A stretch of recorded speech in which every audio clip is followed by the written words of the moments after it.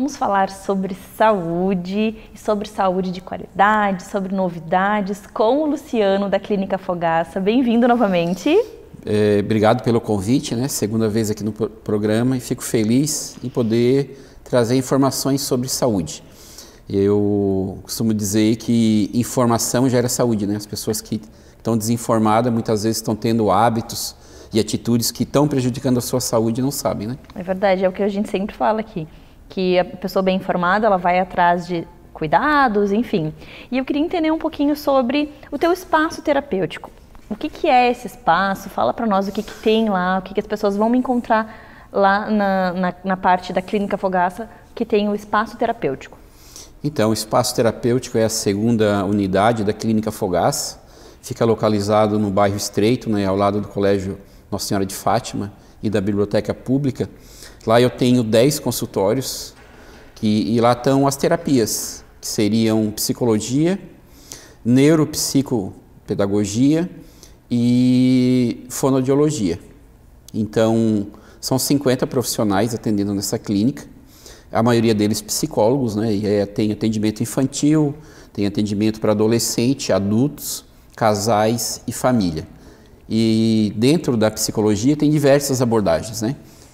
A gente pode citar aí psicanálise, psicodrama, o TCC, que é teoria comportamental, gestalterapia, e lá a gente tem profissionais com diversas linhas teóricas, abordagem, e que atende, né, desde criança até adultos, casais, família. E no cartão da clínica, que é o Fogaça Card, além do atendimento no espaço terapêutico, a gente também faz atendimento online, né? E aí para o Brasil todo. Então, se numa outra cidade ou no outro estado, alguém gostaria de fazer um atendimento online de psicologia, aderindo ao Fogaça Card, pode fazer também atendimento online, né?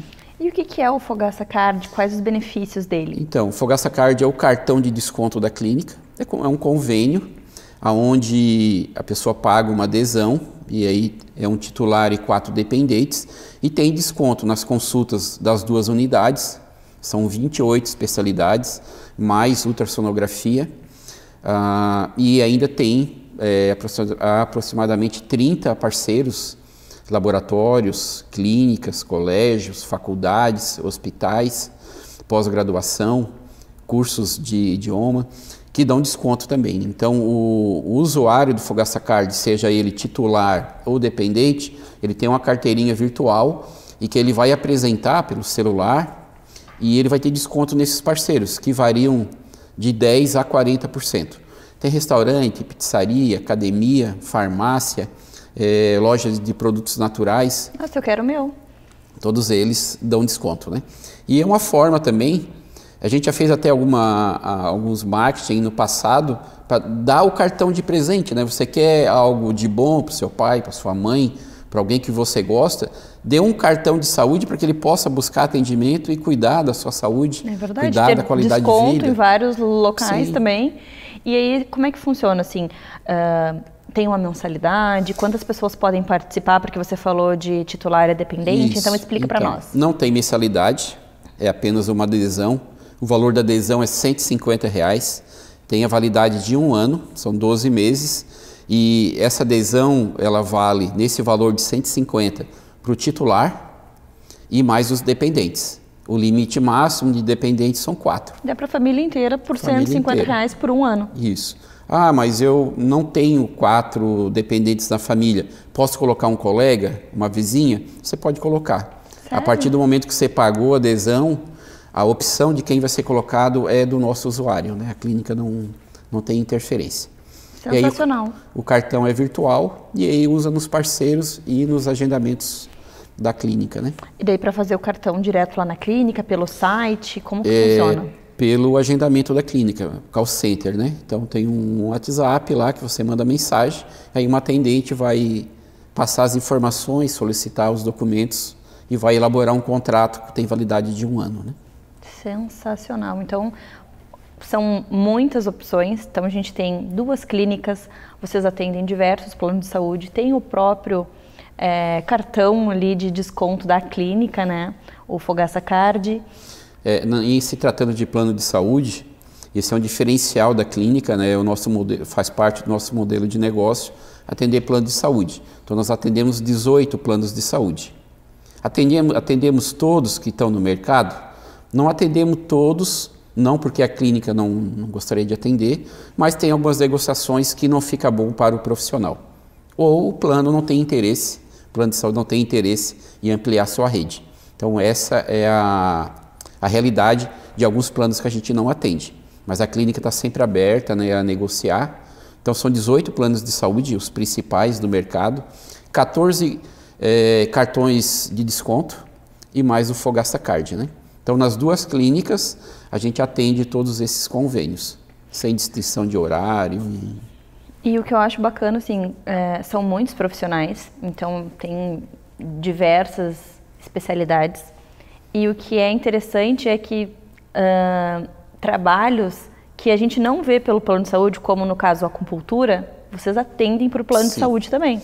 Então, nós temos 2 médicos, né, Dr. Felipe e Dr. Andréia. Acupuntura e dor, né, é a especialização dos 2 médicos. Mas temos outras especialidades assim na clínica médica que são mais difíceis de encontrar, né? Reumatologia, temos 2 profissionais. Pneumologia, que atende infantil, também temos. Infectologista, vascular, o ultrassom, né, de última geração, né, um aparelho novo e de qualidade, profissionais com residência em radiologia extremamente competentes. Então, a gente busca profissionais que compartilham, né, da nossa filosofia de atendimento de qualidade e procuramos credenciar esses profissionais nos planos de saúde, né, e manter ali a qualidade no atendimento. Então, são diversas especialidades na clínica médica e no espaço terapêutico atende diversas demandas, tanto infantis, né, que hoje são muito procuradas, né, pacientes com autismo, hiperatividade, tanto na fonoaudiologia quanto na psicologia,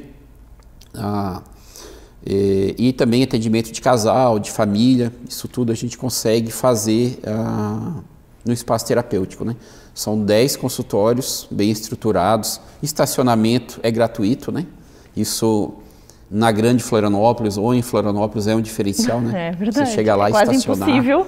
Como eu vim aqui na TV, né? Estacionei sem problema. Isso é legal. E lá na clínica também, no espaço terapêutico temos estacionamento da clínica, né? A gente não cobra estacionamento. E na clínica do Balneário, que é a clínica médica, nós estamos em frente à praça, próximo ali ao mar. Aí tem estacionamento para todos também, né? Verdade. Olha, obrigada por vir aqui, por trazer todas essas informações para nós, por apresentar as duas clínicas, por pensar nos pacientes, por pensar em qualidade, porque você falou alguns pontos que me chamam muito a atenção. Às vezes a gente quer buscar, o casal está enfrentando alguma dificuldade, não vou fazer terapia de casal, a gente vai gastar um monte de dinheiro, mas, poxa, saber que dá para fazer pelo plano de saúde. Sim. Uma mãe, uma família que tem uma criança com alguma doença, com alguma síndrome, e aí? Ela precisa de fono, ela precisa de físio, ela precisa de um pediatra, ela precisa de um suporte. E aí, de onde que a gente tira tanto dinheiro para investir? Então, se a pessoa não tem esse aporte, ela consegue fazer pelo plano de saúde? Ter uma empresa na área de saúde, acho que todas as empresas têm que ser éticas, né? Mas na área da saúde, onde as pessoas, infelizmente, elas buscam atendimento quando estão em sofrimento. Deveria ser por prevenção, né? Mas a maioria é quando está em sofrimento. Então, a ética ela é mais necessária ainda, né? Então, respeitar o paciente, tratar ele com cuidado, né? Com carinho. Então, as nossas colaboradoras são treinadas e a gente seleciona pessoas que conseguem ter esse perfil, né? De acolhimento. Muito legal. Obrigada e Obrigado. Até a próxima. Até a próxima. Você sabe quando deve fazer o seu primeiro exame preventivo? É uma dúvida muito frequente e quem vai nos ajudar a entender mais sobre esse assunto é a nossa gineco e masto, a doutora Ana. Bem-vinda novamente ao nosso programa. Obrigada. Então explica para nós, a gente ouve muito falar sobre o preventivo, mas em que idade que ele começa a ser feito e para que ele serve? Então, o exame preventivo, ou o exame Papa Nicolau, como algumas pessoas conhecem, ele é um exame que a gente faz para avaliar as células do colo do útero, que é a entradinha do útero, ali fica ali no fundo da nossa vagina. E o intuito desse exame é ver se tem alguma célula alterada que pode, num futuro, vir a desenvolver um câncer de colo de útero. Então, a gente consegue fazer uma detecção dessas alterações geralmente muito precoce, antes dessas células alterarem e virarem um câncer de colo. A gente começa esse rastreio a partir do momento que a mulher tem vida sexual ativa, e eu vou explicar um pouquinho o porquê disso. Aí a gente tem alguns protocolos diferentes. O Ministério da Saúde nos orienta a começar essa coleta a partir de 25 anos, mulheres que já tiveram relação sexual. E aí essa coleta ela pode ser feita anualmente ou a cada 3 anos, depois de 2 exames negativos com intervalo de 1 ano de diferença. Mas existe outro protocolo também que fala dessa coleta começar a ser realizada a partir de 21 anos. E aí ela pode também ser feita a cada 3 anos, depois de 2 exames negativos com intervalo de 1 ano.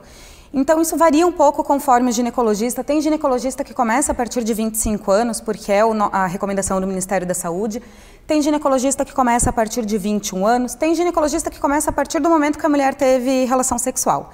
Eu, particularmente, gosto do protocolo de iniciar a partir de 21 anos, porque eu acho que as mulheres estão tendo vida sexual ativa um pouco mais cedo. E eu faço essa coleta anual, 2 anos, 2 intervalos entre eles negativo, a gente pode fazer a cada 3 anos. Algumas mulheres não querem esperar 3 anos para fazer a coleta, pedem para fazer antes, não tem problema, tá? Isso não é um problema de fazer todo ano, também pode ser feito.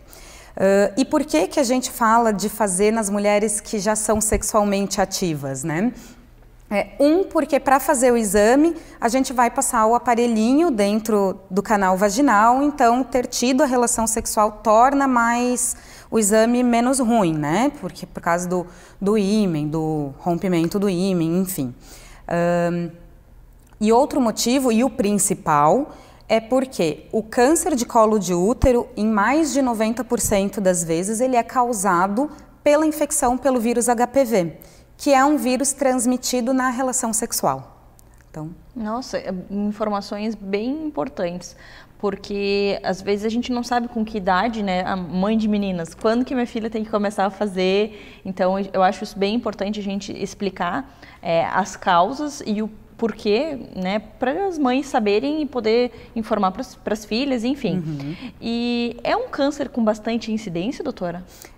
Ele tem uma incidência alta, sim, mas vem diminuindo, porque agora a gente tem o advento da vacina do HPV, né? Então a gente espera, a gente torce muito para que seja um câncer, talvez, quem sabe, um dia até erradicado, né? A vacina do HPV faz com que você não desenvolva o HPV e assim você acaba não desenvolvendo esse câncer de colo. Então, o câncer de colo ele só é desenvolvido se a pessoa tiver HPV? Não é 100% deles, então pode ser desenvolvido sem a infecção pelo HPV, mas é muito raro, tá? É muito difícil. Então quase a vacina 98%. Vem mesmo como um para desbancar o câncer de colo de útero, realmente. Bacana. E a vacina, ela é disponível na unidade de saúde para meninas de 9 a 15 anos, gratuitamente. Então... Nossa, sensacional. Sensacional. Então, então aí, se levar já as meninas. Tem mais de 15 anos, daí não adianta fazer? Adianta fazer, é interessante sim, mesmo que já tenha tido infecção pelo HPV, tá? Por quê? Porque existem muitos subtipos do HPV. A vacina ela vai proteger contra os principais subtipos que levam ao câncer de colo. Tem alguns subtipos de HPV, por exemplo, que eles dão as verrugas, eles não dão câncer, mas ele vai proteger contra esses principais subtipos e às vezes a mulher teve contato com HPV, algum outro subtipo que não é aquele que leva ao câncer de colo. Então, mesmo que tenha já tido um diagnóstico de HPV, a vacina ela é interessante sim, tá? E quando a gente pensa no próprio câncer e em tratamento, resultado, como é que são esses dados? Assim, nós temos dados bons ou nem tão bons? Porque quando a gente pensa em câncer de mama, quando a gente encontra no começo, é algo que a gente consegue reverter e ter um resultado positivo. E no câncer de colo de útero? Também. Se a gente consegue diagnosticar ele no começo, a gente tem muita chance de cura. Porque câncer é tempo, né? Quanto mais cedo a gente descobre, mais chances de cura e de um tratamento menos agressivo a gente consegue fazer. E os 2 cânceres, né, na saúde da mulher que a gente consegue rastrear é o câncer de colo de útero e o câncer de mama, né? Então são cânceres que a gente consegue fazer diagnóstico precoce em muitas situações, com o preventivo de colo de útero nesse caso. Então, fazendo um diagnóstico precoce, a gente consegue fazer um tratamento com muita chance de cura. Às vezes a gente não chega nem ao estágio de câncer, né? A gente pega a doença antes dela chegar a atingir um estado de câncer, né? A gente consegue pegar essa lesão com algumas alterações já, mas que ainda não é câncer. E a gente já consegue fazer um tratamento, retirar essa lesão dali. Como é importante a gente manter os exames de rotina em dia. Exatamente. E poder evitar tantas doenças, né, doutora? Obrigada por trazer essas informações para nós. Imagina. E até o próximo encontro. Muito bem. Você sabe quando é indicada uma cesariana para uma gestante? A nossa ginecologista e obstetra, a doutora Pauline, vai nos falar alguns casos em que a cesárea é indicada. Doutora, bem-vinda novamente. Muito obrigada. Olá. Então, a gente vê que a cesariana ela acontece muito amplamente aqui no Brasil, né? E, na verdade, indicação absoluta de cesariana, quando realmente o parto normal é contraindicado, são muito poucas. Então, hoje eu vou trazer para vocês quando que realmente precisa ser uma cesariana. Então, quais são os casos mais frequentes que é indicada a cesariana e contraindicado o parto normal? O primeiro, quando a placenta está cobrindo o colo do útero, que a gente chama de placenta prévia, ou até a placenta marginal, que está quase cobrindo o colo do útero, porque quando o colo começa a dilatar no trabalho de parto, começa a sangrar, ou mesmo a placenta vem antes do bebê. Então, não tem como, porque acontece um descolamento prematuro de placenta e esse bebê não consegue receber o fluxo sanguíneo necessário para oxigenação e nutrição. Outro caso é o prolapso do cordão umbilical, que é quando a bolsa rompe e o cordão umbilical ele vem antes da cabeça do bebê. E aí, nesse caso, se progredisse o parto normal, a cabeça do bebê acaba interrompendo o fluxo sanguíneo daquele cordão. Então, nesse caso, também é indicado uma cesariana de emergência. Outro caso, quando o bebê está em apresentação córmica, ou seja, ele está totalmente atravessado na barriga da mamãe. Então, em alguns casos ainda pode-se tentar uma versão desse bebê, né, para cefálico ou pélvico, mas em alguns casos, quando não se consegue fazer essa versão ou não tem condições para fazer essa versão, está indicada a cesariana também, porque não tem passagem para o bebê nessa posição. Outro caso, herpes genital ativa, quando a paciente tem lesão de herpes no momento do parto, também está contraindicado o parto vaginal pelo risco do bebê adquirir essa doença. E tem algumas outras questões mais relativas que às vezes podem levar à indicação de uma cesariana. Outra indicação absoluta de cesariana, que às vezes está relacionado até uma placenta um pouco mais baixa, é a rotura de vasa prévia, que é quando os vasos importantes assim da placenta não estão concentrados no cordão umbilical, ou alguns outros vasos da placenta, eles estão cobrindo o colo do útero, às vezes pode romper um desses vasos e vira uma emergência obstétrica, também tem indicação de cesariana. Em outros casos que a gente vê que muitas vezes a cesariana é indicada, há uma indicação relativa, né? Não quer dizer, não consegue nascer, o bebê não consegue nascer nessa posição, como por exemplo, apresentação pélvica. A gente sabe que o bebê que está sentadinho, tá, com o bumbum para baixo, pode ter muitas complicações na hora de nascer. né? Principalmente porque o diâmetro da pelve é menor do que o diâmetro cefálico. Então, muitas vezes o bebê começa a nascer sem o colo estar totalmente dilatado, e aí na hora de nascer a cabeça pode trancar um pouquinho e aí vira uma emergência grave. Então, muitos profissionais optam por não fazer parto pélvico. Alguns profissionais ainda fazem. Não quer dizer que todo parto pélvico vá resultar em complicação, mas pode. Então, é uma indicação relativa. Em alguns outros casos de indicação de cesariana, bebê com restrição de crescimento, pré-eclâmpsia, tudo isso tem que ser avaliado, né? O bem-estar materno do bebê. Mas se tá tudo bem, pode ser tentado um parto vaginal, e se alguma coisa mudar no meio do caminho, também se muda a conduta, né? Não é que aquela indicação precisa ser. É isso que eu ia te perguntar, porque às vezes tá acontecendo tudo certinho, tá tudo ok, não tem nada, nenhum fator desses que tu citou, mas aí durante o trabalho de parto, opa, algo mudou. Aí a gente deleta o parto normal e muda a conduta. Uma indicação relativa e quase absoluta, dependendo do caso, é o descolamento prematuro de placenta. Às vezes a placenta vai descolar antes do parto, antes do bebê nascer, que geralmente só acontece depois que o bebê nasce, e aí está indicada a via de parto mais rápida.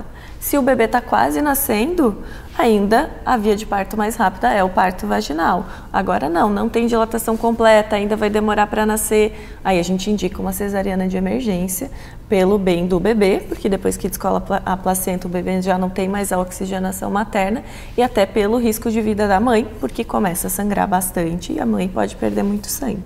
E quando a gente escuta falar sobre sofrimento fetal, que daí, sofrimento fetal, a gente foi correndo para uma cesárea de emergência. Sofrimento fetal, geralmente a gente identifica durante o trabalho de parto quando a frequência cardíaca do bebê começa a baixar muito, além do que a gente considera normal. Então, claro que a gente tem que observar em quais condições essa frequência está diminuindo e para quanto ela está diminuindo, né? E também é uma indicação relativa. Se a mãe está quase parindo, muitas vezes pode acontecer um parto instrumentalizado, vácuo, fórceps, que vai ajudar esse bebê a nascer mais rápido do que levar a paciente para uma sala de cesárea, esperar a anestesia, antisepsia e aí começar uma cesariana. Então a gente sempre opta pela via de parto mais rápida. Se o bebê está quase nascendo, de parto vaginal, a gente tenta estimular esse nascimento. Não, ainda vai demorar e o bebê dá sinais de que não está bem, aí corre-se para uma cesariana. E outra coisa que acontece também é a questão do mecônio. Aí o mecônio é mais relativo ainda, porque o mecônio não é indicação de cesariana. Nem sempre um bebê que fez cocô dentro da barriga tem indicação de que vá desconfortar muito rápido, né? Então, nem sempre só por ser mecônio tem indicação de cesariana. Pode ser, inclusive, induzido um parto, continuar um trabalho de parto, se a frequência cardíaca do bebê e outros exames que a gente usa como base, que é a cardiotocografia, que a gente fica acompanhando a frequência cardíaca do bebê por 20 minutos, se todo o restante que às vezes a gente avalia, né, através do Doppler, materno-fetal, se está tudo bem, não tem necessidade de ser uma cesariana necessariamente. Entendi. Muito obrigada por dividir as informações para a gente saber o que realmente é urgente, o que realmente leva uma mulher a ir para uma cesariana, porque a gente vê muito sobre violência obstétrica e sobre condutas que não são legais e nós, mulheres, estarmos munidas de informação é muito melhor, né, doutora? Com certeza, o conhecimento é poder. É verdade. Obrigada, até a próxima. Até mais. Tchau, tchau. Clareamento dental em crianças. Quando pode? Como que pode ser feito? Nós vamos, obviamente, entender mais sobre esse assunto com a nossa dentista, a doutora Mônica. Bem-vinda novamente. Obrigada, Mari. É então, um prazer. É um prazer sempre te receber aqui, aprender com você. Então, assim, as famílias têm muita dúvida, às vezes as crianças têm um dentinho mais amarelado, daí a mãe com aquele sorrisão branco, e aí a criança quer também. Então, assim, a criança pode fazer clareamento dental, doutora? Bom, é sempre a primeira pergunta e a resposta já é de impacto. Pode e deve, porque hoje a gente leva em consideração muito o aspecto beleza, o aspecto sorriso saudável, o aspecto que vai englobar essa criança numa aceitação social, inclusive na escola, os amiguinhos. Então, dentes escurecidos, dentes manchados por cárie, dentes manchados por alimentos extrínsecos que se grudam no dente, tudo isso denota, aos olhos de quem vê, pode denotar uma falta de cuidado consigo mesmo. E tem toda aquela questão de autoestima da criança na escolinha, se livrar daquela situação de bullying, que dentes escurecidos, o amiguinho tá cheio de cárie. Às vezes não é cárie, o amiguinho não escova, tá tudo estragado.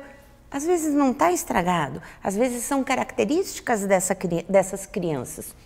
Então, respondendo bem claramente a tua pergunta, eu te responderia assim, não existe idade para você proporcionar ao seu filho um sorriso saudável, um sorriso branquinho e um sorriso estético.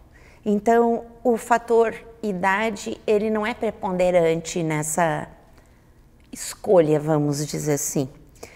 O que acontece, a dificuldade da gente tratar isso, é chegar num diagnóstico, numa etiologia, ou seja, o que causou aquele escurecimento? Por que quando você vai olhar a anamnese, está escrito lá como queixa principal, dentes escuros? Então, quando a primeira coisa que te chama atenção nessa queixa principal é o que tu leva, tu não se atém a só isso, mas tu sabe que ele está te procurando por isso. Esse é o motivo que está levando ele a te procurar. Aí tu vai analisar e começar pela etiologia. Então, esse é o fator preponderante. O que causou? A partir disso, tu vai, a partir de uma anamnese muito bem feita, tu vai descobrir as causas, se são genéticas, se são realmente cáries, que podem ser crônicas, que deixam os dentinhos das crianças com aqueles pretos, assim, que tu vê de longe, sabe? Uhum. Que às vezes não tem exatamente aquele buraco, mas tá tudo preto. Como é que tu vai clarear isso? Existem muitas técnicas, mas a gente tem que levar em consideração e explicar para essa criança, para esses pais e para esse adolescente que antes da estética vem a saúde. Então, um paciente me procura hoje e os pais já falam: ai, doutora, tá tudo preto, tá tudo marrom, tá cheio de manchas brancas. Na gengiva tá tudo, abaixo da gengiva tem aquelas manchinhas brancas que isso incomoda muito ele. Ele tem, doutora, umas linhas esbranquiçadas, umas linhas escuras, ou a queixa principal ele tinha os dentes de leite tão branquinho, agora nasceram amarelados, ele não está gostando, o que a gente pode fazer? Então, para tudo tem uma escolha, para tudo tem um jeito, para tudo tem uma expectativa que tu cria ou não e tu satisfaz ou não de acordo com o tratamento que tu vai propor para esse paciente exclusivamente. Não existe uma regra, eu não posso te dizer sim, dá para clarear em qualquer idade e o clareamento é X. Não, porque as causas são inúmeras. Causas de escurecimento ou essas que eu citei. Início de cárie, manchas brancas podem ser cáries iniciais, que deixam o dentinho todo esbranquiçado na parte da gengiva ali, sabe? Ele pode apresentar fluorose, ele pode apresentar causas congênitas, tipo uso de tetraciclina, uso de doenças que a mãe porventura tenha tido quando os dentes estavam se formando, durante a gestação ainda. Existem as manchas que são manchinhas que tu consegue remover só com uma boa de uma profilaxia, que a gente chama de manchas extrínsecas. Você vai raspar, você vai fazer um tratamento não invasivo e vai conseguir solucionar aquele problema daquele paciente naquele momento, levando em consideração que, para isso, a saúde é o principal, a gengiva sadia, a avaliação completa da criança como um todo, ou do jovem quase adulto, ou da criança ou do adolescente, e a partir daí, de uma anamnese, de um diagnóstico correto, é que tu vai definir que tipo de clareamento e o que tu vai propor. Deu para entender? Com certeza. E assim, quais as opções de clareamento a gente tem hoje para uma criança? Tá.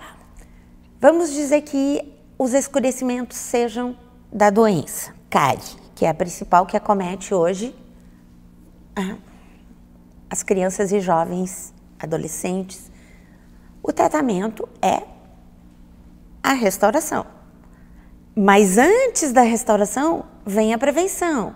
Porque, falo por mim, aquele dentista tapa-buraco, aquele dentista que é restaurador, hoje em dia está fora do meu âmbito e está fora do meu contexto profissional. Porque eu sei que eu vou tratar todas essas cáries e se eu não conseguir mudar hábitos, atitudes, várias coisas dentro de casa, ele vai voltar daqui 6 meses com as restaurações fraturadas, com infiltrações de cárie, porque tem que mudar o que tem que mudar antes para depois restaurar.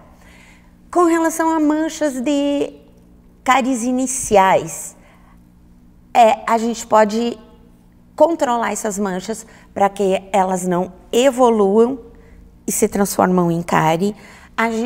Depois que a gente paralisa elas, a gente pode fazer um clareamento tradicional, de acordo com cada paciente, escolhendo a técnica correta, que pode ser aqueles clareamentos que nós conhecemos, que é o clareamento de consultório ou o clareamento caseiro. Se forem manchas, por exemplo, o médico indicou tomar ferro. Então fica aquelas manchinhas em tudo, sabe? Aquelas manchinhas que ficam em toda a cervical, nas interproximais, e a criança sorri e parece que ela está cheia de cárie. Esse tipo de mancha nós não vamos remover com clareamento, nós vamos remover raspando. O clareamento, esse tradicional que a gente chama de caseiro ou no consultório, ele é feito com produtos químicos, com géis específicos, de acordo não com a idade, de acordo com as especificidades de cada um. Hoje o mercado apresenta inúmeros produtos à base de peróxido de carbamida, peróxido de hidrogênio, são inúmeras marcas, inúmeras concentrações que cada dentista vai optar, obviamente, pelo melhor para aquele caso. Então, quando a gente ouve, o clareamento deu errado, inflamou a gengiva, ele tinha cárie e as cáries aumentaram tudo, os dentes ficaram fracos, aí vem aquele mito que esse clareamento que não é invasivo e não prejudica os dentes, vem o mito, os clareamentos enfraquecem a estrutura. Não, isso não acontece. O que acontece é um erro de diagnóstico e muitas vezes uma autoprescrição dos pais.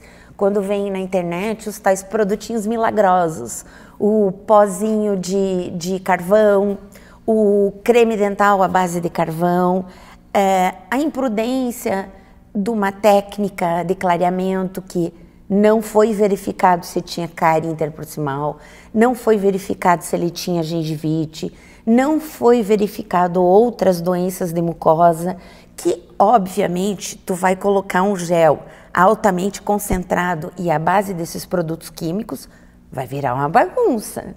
O que estava teoricamente um pouco silencioso vai agudizar.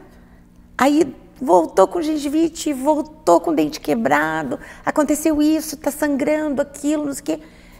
Não é por causa do gel, é pela indicação incorreta ou pelo uso incorreto desses produtos e principalmente pelo erro de diagnóstico.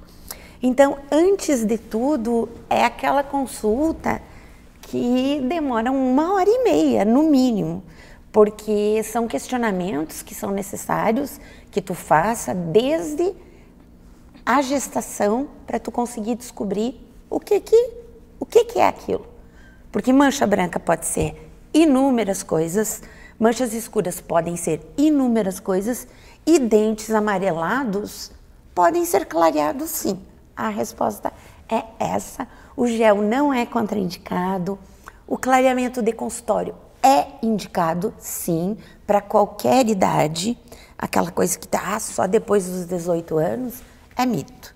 Então, sempre há o que ser feito para melhorar a autoestima deles, o convívio social e tudo mais. O que eu posso te dizer, assim, que é totalmente contraindicado, fora de padrão, fora da odontologia que eu me proponho fazer, que é uma odontologia preventiva, menos invasiva, sem uso de broca, sem uso de anestesia.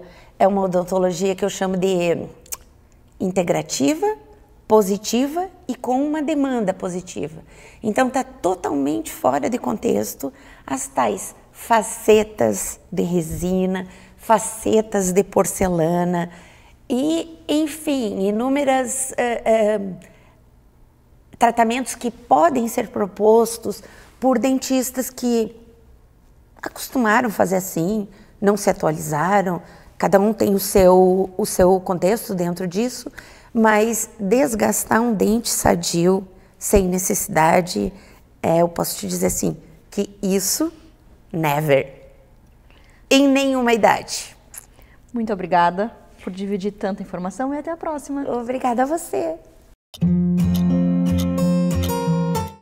Será que criança tem dor de cabeça? É normal? E o que fazer?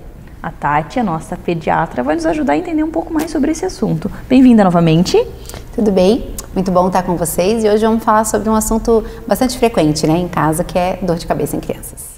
Então é comum, criança pode ter sim dor de cabeça? Sim. Às vezes eu fico pensando, será que não ouviu eu falando que estava, a mãe falando que estava com dor de cabeça e a criança comenta, eu também tenho dor de cabeça, ou a criança tem mesmo? Acho que é bem legal, até antes da gente falar um pouquinho mais sobre os sinais de alerta ou como agir, a gente tentar diferenciar quando é uma queixa real e uma queixa, às vezes, por uma dor repetida. Eu tenho uma filha já de 17 anos, quando ela era bem pequenininha, às vezes ela dizia assim, mãe, eu tô com cólica. E ela não sabia o que era uma cólica menstrual, não tinha nem noção, mas ela repetia realmente a queixa, né, que eu tinha, às vezes, para uma atenção, enfim. Então, é comum, às vezes, se os pais têm dor de cabeça, da criança também queixar. E para a gente ter uma noção se ela é uma queixa real ou não, vale a pena a gente observar, assim, se essa dor de cabeça, que também é um dos sinais de alerta, né? Se ela impede atividades, se ela precisa ser medicada, se a criança diz assim, tô com dor de cabeça só quando é para hora de tomar banho, né? Quando é para sair de casa para ir para a escola, quando é para fazer uma coisa que não gosta. Às vezes, para parar de comer, né? Então, às vezes a mãe, por exemplo, força muito a barra, não, come um pouquinho mais, eu vou ficar triste se você não comer, e outras questões que a gente pode até falar no outro programa, mas a criança ela já está tão sem argumentos que ela começa a dizer que tem dor, né? Dor de barriga, dor de cabeça, para não fazer alguma coisa. Então, se a gente percebe assim que é uma queixa nesse sentido, é importante explicar para a criança, olha, tem que falar para a mamãe quando é de verdade, porque senão um dia que você tem uma dor, a mamãe pode achar que não é uma dor real, né? Então, a gente sempre vai procurar dar crédito à dor. Melhor crer que é não sendo do que a gente duvidar de uma queixa real, sabe? Mas criança, sim, pode ter dor de cabeça. E daí, como que a gente faz, Tati, quando a gente vê, não, realmente ela tem dor de cabeça, ela parou de brincar por reclamação, então a gente, no contexto, a gente notou que validou realmente aquela queixa. Qual o próximo passo? Todas essas queixas mais comuns, assim, dor de cabeça, dor de barriga, dor nas pernas, até a gente já falou no outro programa sobre dor de barriga e entra nessa mesma ideia, é a gente olhar o cenário, né? Eu tenho dor de cabeça E o que mais? O que está por trás dessa dor de cabeça? O que está acontecendo? Então, por exemplo, né, eu posso ter uma mãe que vem para mim e diz assim, eu costumo usar esse exemplo no consultório. Doutora Tati, a minha filha teve dor de cabeça 3 vezes essa semana. Aí, então vamos olhar o contexto, o cenário. Na segunda-feira ela não tinha almoçado direito, ela estava com fome, chegou da escola com dor de cabeça, comeu e ficou super bem. Então, provavelmente era uma hipoglicemia, né? Quando o açúcar no sangue baixa, a gente tem dor de cabeça como um sinal de alerta do nosso corpo dizendo, você precisa comer, você precisa se alimentar. E essa baixa do açúcar no sangue na criança, ela é uma causa frequente de dor de cabeça. Aí na quarta-feira, por exemplo, a criança tinha chorado, você deu um limite a respeito de uma coisa, ela ficou frustrada, teve uma cena, né, chorou muito, depois que dor de cabeça, tomou um banho, comeu, dormiu e acordou bem. Então, muitas vezes uma cefaleia tensional ligada ao choro, né, uma situação emocional acontecendo. E, de repente, na sexta daquela mesma semana, ela teve uma gripe, uma febre e dor de cabeça. Nesse contexto, a febre e a dor de cabeça ligadas a um quadro respiratório. Então, vê que eu posso ter uma criança com, 3 vezes dor de cabeça naquela semana, nenhuma dessas dores era ligada a uma causa grave e nenhuma ligada a outra. Então, como a dor, ela é o sintoma, ela não é a doença, sempre o mais importante, Mariana, é a gente tentar olhar o contexto. O que está envolvido com essa criança, né? O que está acontecendo com essa criança nesse momento da dor e tentar ali já, assim, perceber as principais causas, né? Que é realmente fome, o choro, a febre, uma infecção acontecendo. Então, alguma coisa que possa estar levando, né? Uma doença de base, ali, levando a essa dor de cabeça. E aí, quando a gente descarta todas essas possibilidades e realmente não é algo maior, o que a gente faz? Então, a gente vai medicar, né? Então, normalmente os analgésicos mais comuns, então o paracetamol seria uma primeira escolha. Mediquei a dor de cabeça dessa criança, mesmo até quando ligada, às vezes, a uma febre, né? Ou a fome, comeu, mas ainda está com muita dor. Essa dor está causando um prejuízo à criança, ela realmente precisa ser medicada? Vamos medicar a dor. Baixou, né, naquele período ali de medicação, ela ficou bem, ela brincou, ela está bem, como os outros sinais de alerta, a gente, puxa, beleza, provavelmente está tudo certo. Se essa dor de cabeça tem alguns sinais de alerta, a gente precisa urgentemente de avaliação médica. Primeiro deles é a gente precisar sempre medicar, e medicou e essa dor não passa, paz. Então, eu mediquei o filho, a dor não passou, eu devo de procurar a consulta médica, né? Quando a dor de cabeça está associada a vômitos e vômitos em jato, também devo procurar ajuda médica. Quando está relacionado com uma febre sem uma outra causa, dor de cabeça, vômitos, também devo de procurar a consulta médica. Quando a gente tem, por exemplo, uma dor de cabeça que acorda a criança de madrugada com dor, ou ela já acorda com dor de cabeça vomitando, também são sinais de alerta, né? Porque a dor não sabe que horas do dia é. Então, se eu tenho dor de cabeça só quando volto da escola, só quando tenho que levantar para ir para a escola, né? Mas sábado, domingo não tenho. Então, a gente deve de procurar esse contexto, mas uma dor que acorda a criança de madrugada, que impede que ela faça atividades, né? Você diz assim, que pena, então sábado a gente não vai nem poder ir no aniversário, mãe, não posso mesmo porque eu tô com muita dor. Então isso vai sempre nos chamar a atenção e aí a consulta médica que vai dar esse desenrolar, né, a respeito da investigação. Várias doenças podem estar ligadas a esse diagnóstico, Tati? Várias doenças, né? A dor de cabeça é como dor de barriga. Ela pode estar ligada desde coisas muito simples a coisas muito graves. Mas as coisas muito graves, elas têm uma frequência alta da dor, elas precisam ser medicadas, medico e não cede, né? Então esses são os sinais de alerta. Então, às vezes, por exemplo, já recebi no consultório pacientes assim: doutora Tati, eu tenho um sobrinho de 11 anos que infelizmente teve um tumor cerebral, por exemplo, e a minha filha também tem dor de cabeça e eu vim ver se ela não tem esse problema. Uma criança com dor de cabeça com tumor cerebral é uma dor daquelas de sinal de alerta.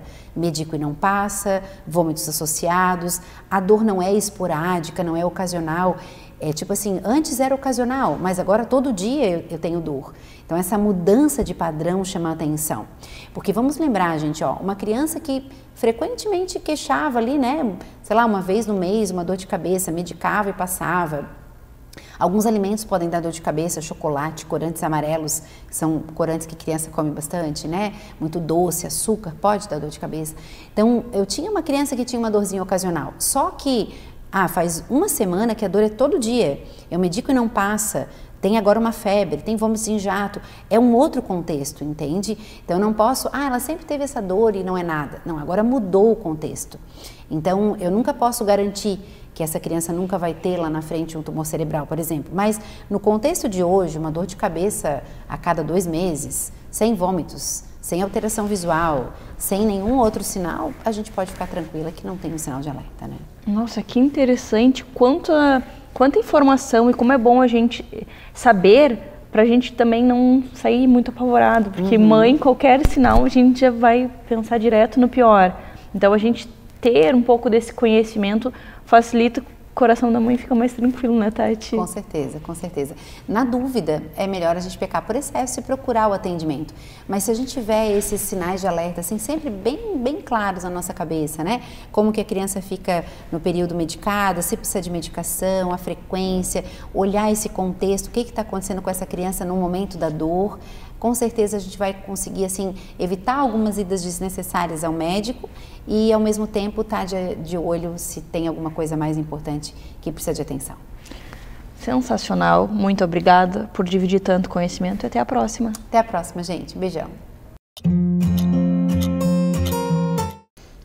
Vamos falar sobre nódulos da tireoide. Quando a gente pensa em tireoide, óbvio que tem que ser com a nossa endocrinologista pediátrica, a doutora Lide. Bem-vinda novamente. Tudo bem, Mari? O que a gente pode falar sobre nódulos da tireoide? É normal? Toda tireoide tem nódulos? Opa, um nódulo, sinal de alerta? Conta pra nós. Então, primeiro vamos recapitular, né? A tireoide é uma glândula que a gente tem aqui no pescoço, que o neném já nasce com essa glândula pequena e ela vai crescendo no desenvolvimento, conforme o desenvolvimento da criança, né? E a gente pode ter várias disfunções na tireoide. Então, desde problemas em que ela funciona menos, que seria o hipotireoidismo, que ela funciona mais, que seria o hipertireoidismo, e nós podemos ter nódulos na tireoide, né? A presença de nódulos na tireoide não é tão comum na criança, em torno de 2% das crianças têm nódulos na tireoide. Mas a preocupação é que 1/4 desses nódulos são malignos. Então é mais comum uma criança que tenha nódulo na tireoide que ele seja maligno do que um adulto, certo? Claro que a presença de nódulos é muito mais comum em adulto, mas quando ocorre em criança a gente sempre vai ter que investigar, certo? Então essa é uma questão, né? Outra questão na criança também é que, na maioria dos casos em que a gente tem um câncer de tireoide, muitas vezes ele já está espalhado, ou para as ínguas, né, para os linfonodos regionais, ou até em 25% dos casos já para outros órgãos, como o pulmão, por exemplo, que é um dos mais comuns, tá? Então, realmente, nódulo de tireoide em criança sempre vai ter que ser avaliado, tá? E quando que a gente chega na tireoide, quando que a gente descobre esse nódulo? Porque a gente fala sobre vários exames de prevenção, mas aí tem um pediatra de rotina passa esse pedido para a gente analisar a tireoide da criança? São crianças em especial? Como é que funciona? Isso. Então, o que acontece? Normalmente, uma criança que não tem fator de risco, você só vai perceber o nódulo de tireoide quando ele já está um pouco maior, né? Porque normalmente você não vai fazer testes de triagem para nódulo de tireoide em criança. Mas existem alguns grupos que têm risco, né? Então seriam quem? Crianças que já tiveram exposição à radiação. Então, principalmente aquelas crianças que tiveram um tipo de câncer já. Leucemia, linfoma, tumores ósseos, né? Vários tipos de cânceres que ocorre o tratamento com radioterapia. E aí o câncer, um dos cânceres mais comuns, a segunda neoplasia que ocorre após tratamentos de câncer é a tireoide. Então são crianças que já tiveram um câncer, elas fazem controle de imagem de tireoide, tá? Algumas síndromes, algumas doenças genéticas específicas, elas têm um risco maior de ter problemas de tireoide e nódulo de tireoide, tá? Então, a criança que apresenta algumas síndromes, o seu pediatra já vai pedir ultrassom de tireoide de rotina também. Crianças que apresentam hipotireoidismo, de Hashimoto, né? Ou hipertireoidismo, doença de Graves, elas têm um risco um pouco maior também de desenvolverem um nódulo de tireoide e um câncer de tireoide. Então, essas crianças também fazem ultrassom, né? Não digo todo ano, mas elas vão fazer ultrassom no decorrer da sua vida, tá? Então, essas crianças que têm fatores de risco, elas já vão ter necessidade da realização do ultrassom. O exame que se faz é o ultrassom, né, da cervical, que você já avalia a tireoide e a presença das ínguas dos linfonodos na região. Tá? Então, basicamente, o diagnóstico pode ser clínico pela palpação, tá? Ou pelo ultrassom, né?